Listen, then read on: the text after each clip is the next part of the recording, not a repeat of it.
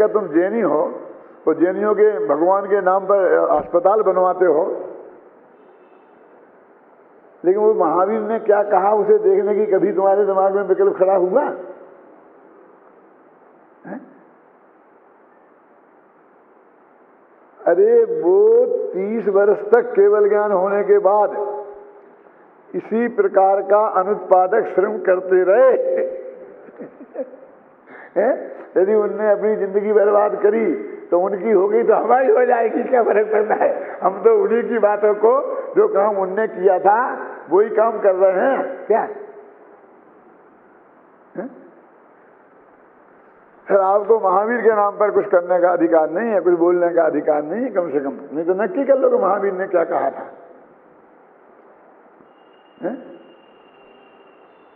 बोलो अतिथि समझ में आई बात कहने है?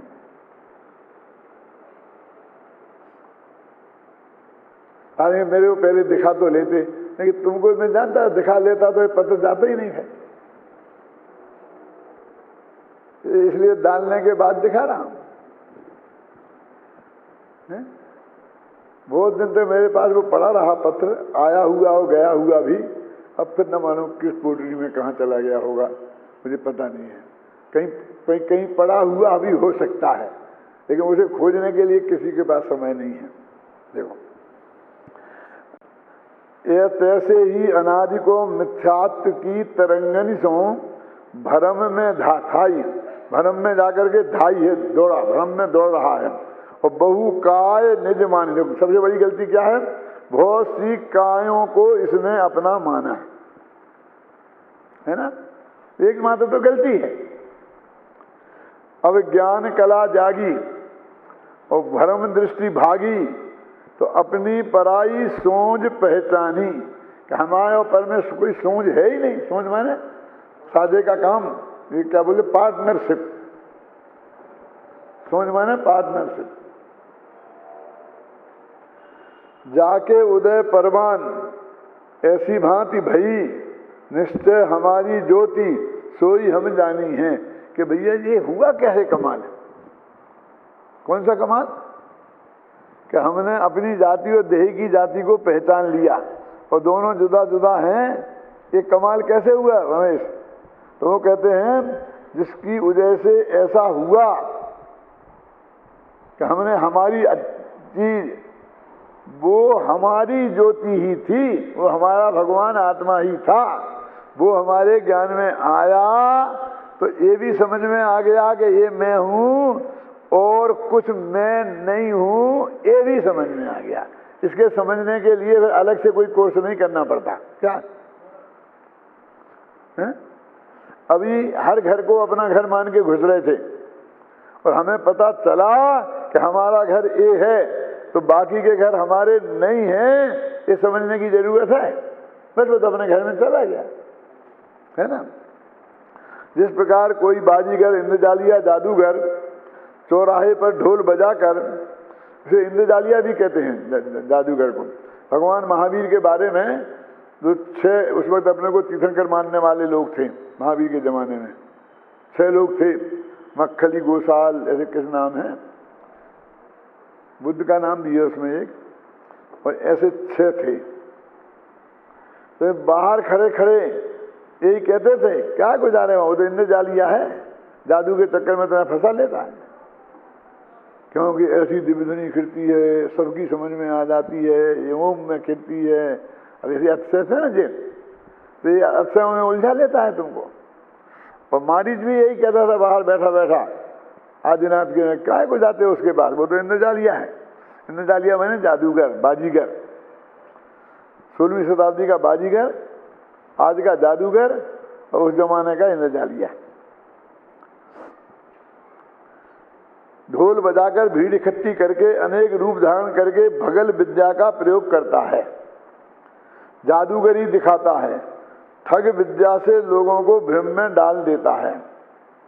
उसी प्रकार मैं भी अनादिकाल से मिथ्यात्व की तरंगों से भ्रम में भटक कर आंदोलित होकर अनेक शरीरों को धारण करता हुआ उन्हें ही अपना मानता रहा। जिस शरीर में पहुंचा उसे ही अपना मानकर आज तक भटकता रहा हूं, किंतु अब मेरे चित्त में ज्ञान कला जाग गई है, भ्रम की दृष्टि भाग गई है, अपने और पराये की सच्ची पहचान हुई है। ऐसी दृष्टि होने से, ज्ञान कला जागृत होने से मैंने यह प्रमाणित कर लिया है कि जो मेरी चैतन्य ज्योति है, निश्चय से मैं तो वही हूँ, मैं तो निज चैतन्य ज्योति स्वरूप ही हूँ। अब इसमें जो पुरानी पद्धति है ना अर्थ करने की, कि एक एक शब्द का अर्थ लिखा है, बाजीगर माने जे, फलाना, चौहटे माने तो वो लिख तो सकते हैं, लेकिन जो ऐसा पढ़ने से पूरा भाव ख्याल में आ जाता है, वो उसमें नहीं आता। टूट टूट के पढ़ने में क्या क्या हो रहा, वो पूरा वो वाक्य वो उससे कहें कि तुम अच्छा ठीक है वो पढ़ लिया ना, इसका कि नाटक समय सार का भी छपा ना अपने यहाँ से, तो उसमें अर्थ भी लिखी है, टिप्पणी भी लिखी है। अब उसे पढ़ के ऐसा अर्थ लिख के बताना। एक दफे का ट्रेनिंग ये भी दो, प्रतियोगिता भी रखो इसकी, क्या कि हम आपको एक छंद देंगे, यहाँ पर पेपर में लिखा होगा, अब उसका अर्थ बिल्कुल खड़ी बोली में सीधा, आद्योपांत, अधिकतम में कुछ छूटे नहीं, और सीधा सबके ख्याल में आ जाए, ना समझ से ना समझ के में ऐसा अर्थ लिख के बताओ।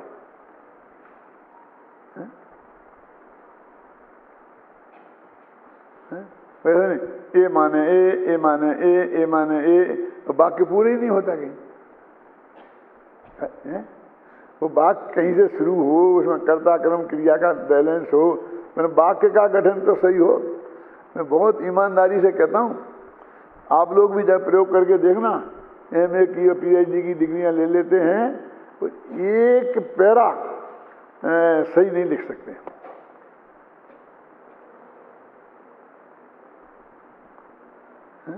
कैसा है ना, बड़े बड़े माने सामान्य जनों से लेकर के PhD धारी तक के लिए बता कह रहा हूं मैं आपको, एक पैरे का गठन सही नहीं होता।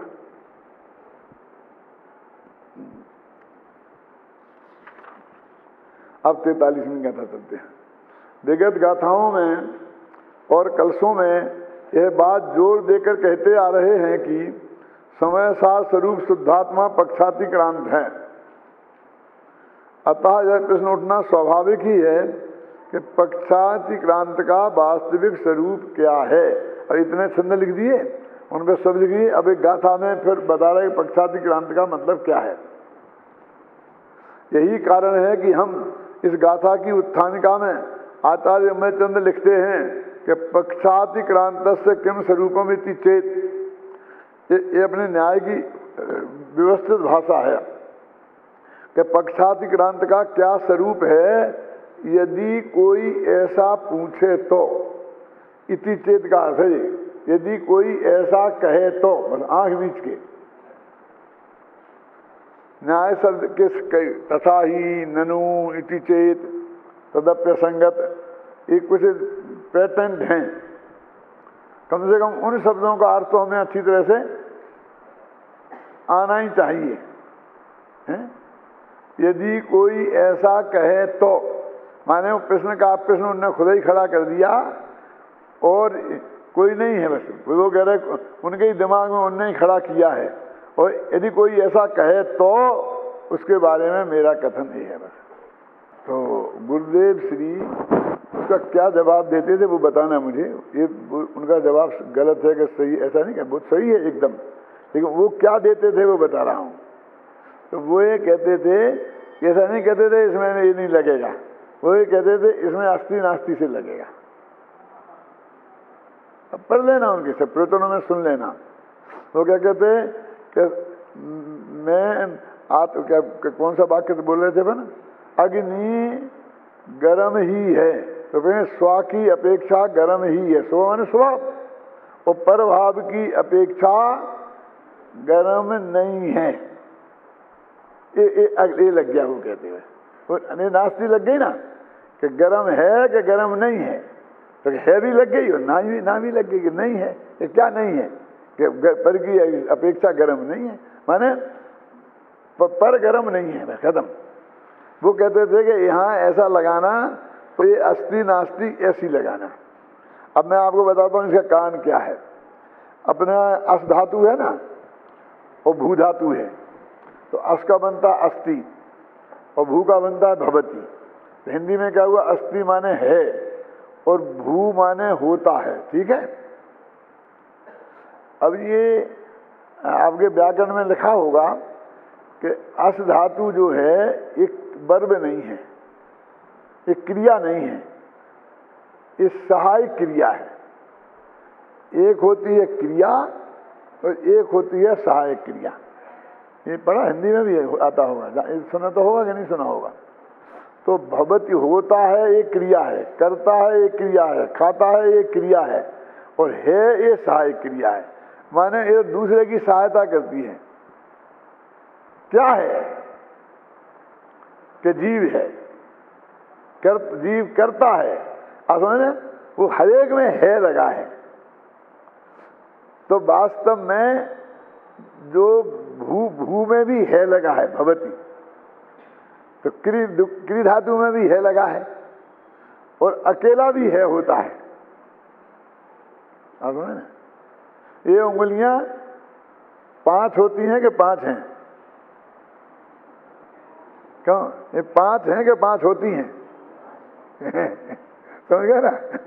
तो ये 5 कहते, इसमें सहायक क्रिया से काम चलता है, इसमें वो मूल क्रिया लगाने की जरूरत नहीं है, क्योंकि ये सिर्फ अस्तित्व को बताती हैं, क्या होता है नहीं बताती हैं। ख्याल में ना। तो कहते हर क्रिया में सहायक क्रिया तो लगी हुई होती ही है, इसलिए आपको ये समस्या कभी आए नहीं। अस्ति और नास्ति का बोल लगाओगे, घटित करोगे ना, तो कहीं ऐसी समस्या खड़ी नहीं होगी कि आप जब स्वभाव की अवस्था है स्वरूपेण है ना, सदैव सर्वम को निश्चित स्वरूपेण स्वरूप आदि चतुष्टयाद, और पररूप की अपेक्षा से ना कौन इनकार करेगा। तो ऐसा घटित करते थे वो। अच्छा तो है कि नहीं है, कि प्रमाण से हाँ है भी और नहीं भी है, ऐसा कैसे हो सकता है? तो वो कहेंगे स्वरूप की अपेक्षा है और पररूप की अपेक्षा नहीं है। करता है कि नहीं करता है, तो कहेंगे स्वाभाविक स्वरूप की अपेक्षा नहीं करता है, पररूप की अपेक्षा, मतलब अब समझना, वो लगा देंगे। तो एक उसमें इसकी एक विधि, माने वो भी एकदम वैसी नहीं है, लगा सकते हैं, क्योंकि अभी उतना तो कोई न्याय चक्र वो पढ़े नहीं थे, न्याय शास्त्र पढ़े नहीं थे, लोग वो लगाते थे। आप इसमें एकांत कर रहे हो, आप इसमें एकांत कर रहे हो, कहाँ कर रहे एकांत कर रहे, हम लगा रहे ना। मैं हूं और मैं तुम नहीं हूं। अब सुनना बहुत मार्मिक, इसमें तुम नहीं, तुमसे क्या लेना देना है, कि तुमसे कुछ नहीं है। सुनो जरा समझना, लेकिन मेरे में 2 धर्म हैं, एक का नाम है अस्ति धर्म और एक का नाम है नास्ति धर्म। तो तुम मैं नहीं हूं, ये नहीं नास्ति नामक धर्म मुझ में है, इसकी अस्ति है। आप समझ गए ना, ये कोई काल्पनिक नहीं है। तो अस्ति का काम क्या है कि वो अपने को टिकाए रखता है, इनने बोल दिया ऐसा, टिकाए रखता है। और फिर नास्ति का काम क्या है कि पर को अपने में नहीं घुसने देता है। तो वो भी तो एक सुरक्षा है ना। नहीं अपन टिकेंगे कैसे, पाकिस्तान घुस जाएगा, चाइना घुस जाएगा, तो वो अपने फिर भारत रहा क्या है? तो वो नास्तित्व नाम का धर्म है भगवान आत्मा में वैसा ही है जैसा अस्तित्व नाम का धर्म है, माने उसकी भी अस्थि है,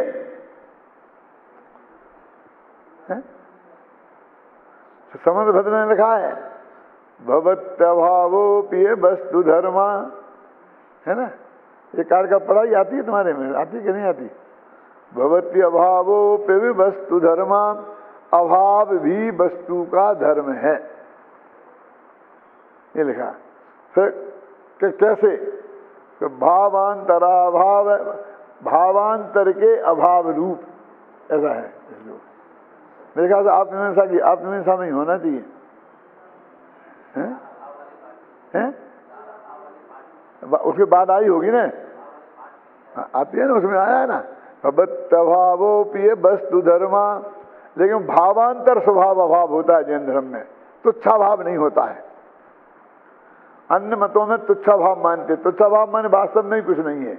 और यहाँ तो हम कहते क्या नहीं है कि तुम मैं नहीं हूं, ऐसा नहीं है।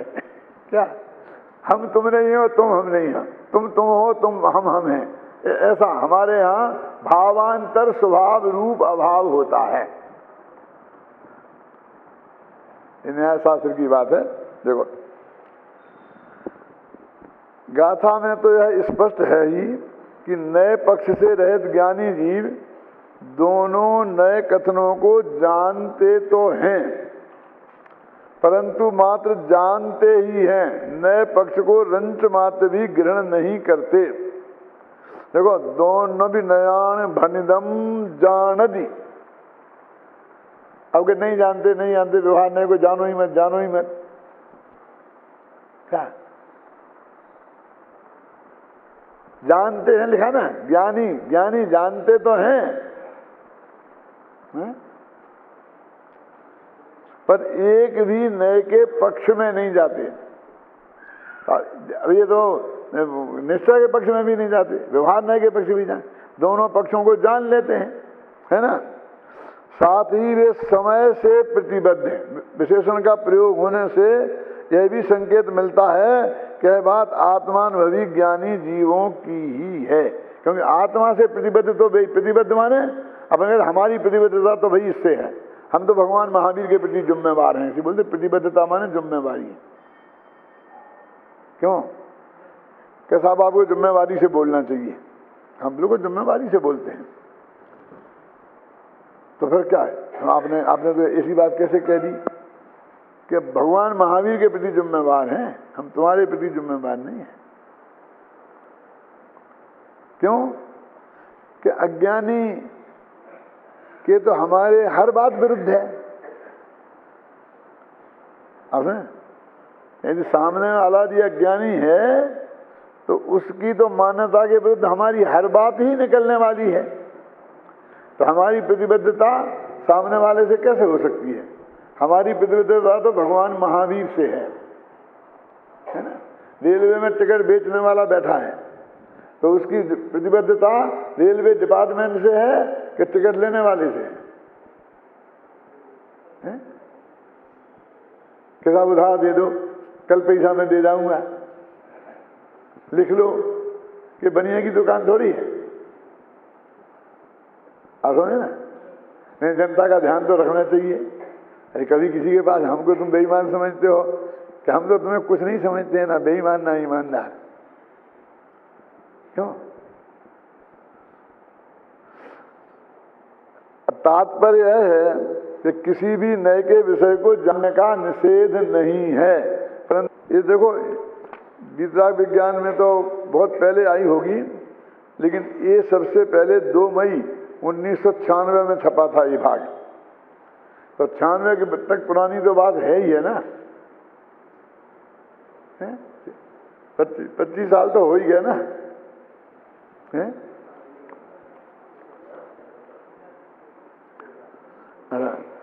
इस गाथा का भाव आत्मख्याति में इस प्रकार स्पष्ट किया गया है। अब ये आ गया वो मैंने कहा था श्रुत ज्ञान का और केवली का। जिस प्रकार केवली भगवान विश्व के साक्षीपन के कारण श्रुत ज्ञान के अवयवभूत व्यवहार निश्चय नए पक्षों को स्वरूप को मात्र जानते ही हैं, परंतु सतत उल्लसित सहज विमल सकल केवल के द्वारा सदा स्वयं विज्ञान स्वभावी होने से शुद्ध ज्ञान की भूमिका का अतिक्रांतता के द्वारा अर्थात शुद्ध ज्ञान की भूमिका को पार चुकने के कारण समस्त नए पक्ष के परिग्रहण से दूर हुए होने से किसी भी नए पक्ष को ग्रहण नहीं करते। उसी प्रकार शुद्ध ज्ञानी भी क्या कह रहे, अब शुद्ध ज्ञान में नए होते हैं और केवल ज्ञान में नए नहीं होते हैं। तो जैसे केवल ज्ञान नए पक्षातीत है, केवल ज्ञानी नए पक्षातीत हैं, कहते शुद्ध ज्ञानी 24 घंटा नयों का प्रयोग करते हुए भी वो केवली भगवान के समान ही नए से पक्षातीत है। हैं? वो कहते नए का विकल्प जब टूट जाएगा आत्मा के अनुभव में, क्या उस काल मानो तुम? क्यों? तो उस काल होगा तो बाकी के काल फिर अज्ञानी भी मानो। क्यों? लेकिन बाकी काल से अज्ञानी नहीं मानते हैं ना, उसे सम्यक शुद्ध ज्ञान है। सम्यक शुद्ध ज्ञान है तो वो बात भी कायम है। कौन सी बात? पक्षातिक्रांत होने की। 2 वर्ष किए थे ना पक्षातिक्रांत के, बोलो रमेश, कौन से किए थे? एक तो अनुभूति के काल में, शुद्धोपयोग के काल में वो पक्षातिक्रांत हो गया, नए के विकल्प टूट गए। और दूसरे इस वक्त नए के विकल्प कर रहा है, सम्यक ज्ञान की भूमिका में है, दोनों का वास्तविक स्वरूप करता है, तो भी वो नए के पक्षातिक्रांत है। टोडरमल जी ने बहुत अच्छा लिखा मोक्ष मार्ग प्रकाशक में इसके बारे में कि भैया हमको निष्पक्ष रहना चाहिए। तो एक आदमी 2-2-4 कह रहा है और एक आदमी 2-2-5 कह रहा है, तो हमको दोनों को बराबर मानेंगे तब निष्पक्ष कहलाएगा। निष्पक्षता का अर्थ कहाँ से लाए? हम तो बिल्कुल बीतरागी भाव से जान लें कि ये गलत कह रहा है और ये सही कह रहा है, और यही कहें तो भी हम निष्पक्ष ही हैं। कि तुम पक्ष तो ले रहे, क्लियर एक का, हम किसी का पक्ष नहीं ले रहे, हम तो वस्तु के स्वरूप का, उसका पक्ष ले रहे हैं। फिर ऐसा कहते ना, जो अपने को विद्वान मानते हैं, ऐसा कहता अहम हो गया, मैं अभिमानी। तो मैंने धर्म के अक्षर में लिखा है, फिर केवल ज्ञानी अपने को केवल ज्ञानी मानते होंगे कि नहीं मानते होंगे? क्यों? और केवल ज्ञानी माने तो अभिमानी हो जाएगा। तो शुद्ध ज्ञानी अपने को शुद्ध ज्ञानी माने कि नहीं माने? सम्मदृष्टि अपने को सम्मदृष्टि माने कि नहीं माने? मुनिराज अपने को मुनिराज माने कि नहीं माने? और मुनिराज कहें कि नहीं कहें? हमको एक मिनट में अभिमान की गंध आने लगती है। ये लिख दिया पद्मधारी देव ने कि मेरे मुख से परमागम का मकरंद झरता है। और क्या रो रहा है बार बार? केवली भगवान नहीं है, केवली भगवान नहीं है। क्या को रोता है? अरे केवली भगवान के समोषण में जाता तो वहां तुझे क्या मिल जाता? वहां भी उनके पुद्गल के परमाणु देखने को, दर्शन को मिलते, और पौद्गलिक भाषा दिव्य ध्वनि सुनने को मिलती। भगवान आत्मा के दर्शन वहां नहीं होने वाले थे। और यहां भी पुद्गल के भगवान तो बैठे ही हैं, ऊपर खड़े हैं, नीचे बैठे ऊपर खड़े हैं। क्या को रो रहा है? और दिव्य ध्वनि तो नहीं मिल रही है कि हम सुना रहे ना। कैसे भाई बड़ी अभिमान की बात करते हैं?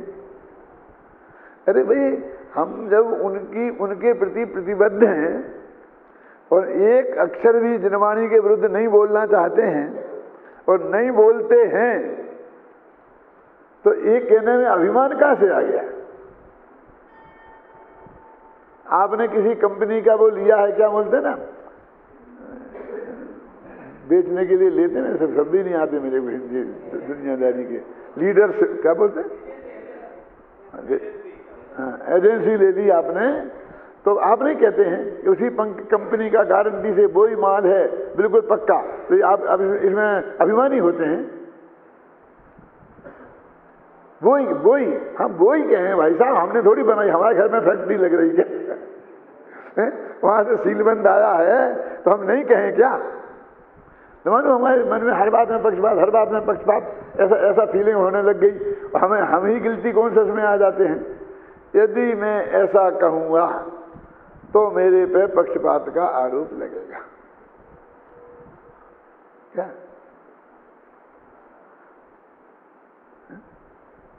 लेकिन मैं यदि सम्यक निर्णय करूं तो इस आरोप लगाने वालों की मैं परवाह क्यों करूं?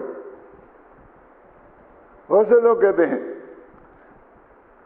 हमसे भी कहते हैं, दुनिया में हमसे कम कहते हैं, लोगों से ज़्यादा कहते हैं कि आपने हमारे को ज़्यादा नंबर इसलिए नहीं दिए क्योंकि आप हमें देते तो लोगों आप पे पक्षपात का आरोप लगता। तो आप पक्षपात का आरोप ना लगे इसके लिए आपने हमें कम नंबर दिए हैं। मैंने कहा उनने तो नहीं लगाया, लेकिन तू तो लगा ही रहा है ना। क्यों? पक्षपात का आरोप क्या है? किसी के पक्ष में कहना ही नहीं है किसी के विपक्ष में कुछ कहना वो भी तो पक्षपात है ना। तो तेरे विपक्ष में काम किया ना अपने को निष्पक्ष बनाने के लिए, तो वो कभी आरोप लगाता कि चाहे नहीं लगाता, लेकिन तू तो मेरे पर आरोप लगा ही रहा है सामने ही, मेरे मुंह पे है? मेरे में इतनी सामर्थ्य नहीं है कि मैं निष्पक्ष निर्णय कर सकूं।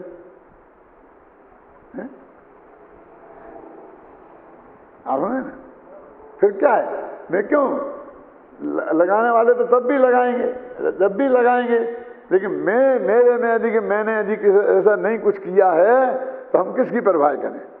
वो अब लिख रहे, वो कह रहे भगवान की वाणी में जो आया है हम पूरी सावधानी से, टोटमच जी ने लिखा, मैं पूरी सावधानी रखूंगा, एक शब्द भी गड़बड़ नहीं हो इसकी, फिर भी हो जाए तो तुम फिर ध्यान रख लेना, लेकिन मैं बिल्कुल वही बात कहूंगा। तो ऐसे बात अपना कॉन्फिडेंस बोले तो इसमें कहाँ दिक्कत है, अभिमान नहीं हो जाएगा वो। ये अभिमान नहीं है कि स्वाभिमान में, ये नहीं है, परम सत्य का उद्घाटन है भाई साहब।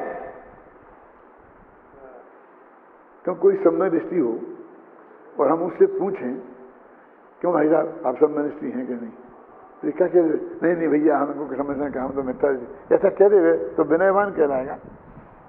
क्यों, तो फिर क्या कहे, ऐसा कह दे कि हाँ हम ज्ञानी हैं, तो चीत खाएंगे चारों तरफ वाले।